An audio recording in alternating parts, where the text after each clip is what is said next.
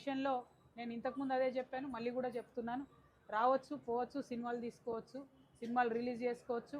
ఆ సినిమాలు మేము చూసి మీరు వేసే స్టెప్పులకు మేము కూడా చప్పట్లు కొట్టవచ్చు.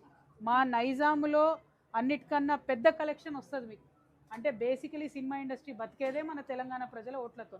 తెలంగాణ యువకులకు కూడా నేను ఒకటే మాట చెప్తాను, ఆయన ఒక సినిమా యాక్టరు, ఆయన మనకు ఒక ఎంటర్టైన్మెంట్ ఫ్యాక్టరు. అక్కడి వరకు మీకు అభిమానం ఉంటే హ్యాపీ, సంతోషం. బట్ ఆయనకు మన రీజియన్కి సంబంధం లేదు. ఆయన ఆంధ్ర ప్రాంతానికి సంబంధించిన డిప్యూటీ చీఫ్ మినిస్టర్, అక్కడ అధికారంలో ఉన్నాడు. ఆయన ఆంధ్ర వ్యక్తి. ఆయన మన తెలంగాణ రాష్ట్రం ఏర్పడ్డప్పుడు 11 రోజులు, ఎవరైనా ఇంట్లో మనిషి చచ్చిపోతే ఎట్లయితే 11 రోజులు బాధపడతామో, ఆయన 11 రోజులు అన్నం తినకుండా తెలంగాణ రాష్ట్రం కోసం బాధపడ్డా అని చెప్తున్నాడు.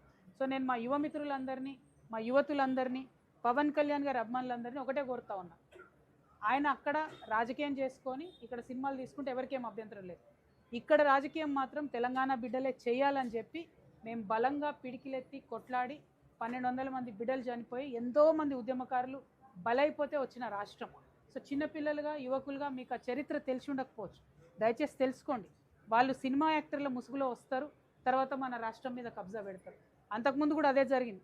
సినిమాల ముసుగులో వచ్చిండ్రు, మీ భాష బాగాలేదు, మా భాష బాగుందని చెప్పి మొదలు పెడతారు.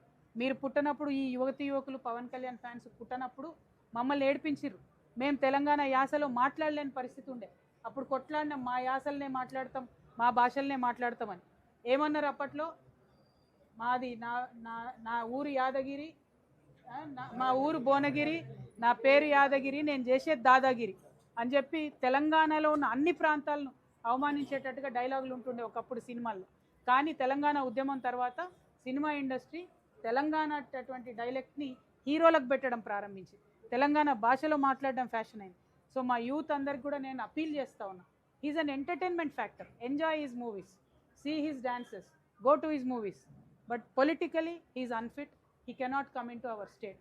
అందుకు మనం కొట్లాడిందే ఆయన కోసం, కొట్లాడిందే ఇట్లాంటి వ్యక్తులను మన దగ్గర రాకుండా ఉండడం కోసం.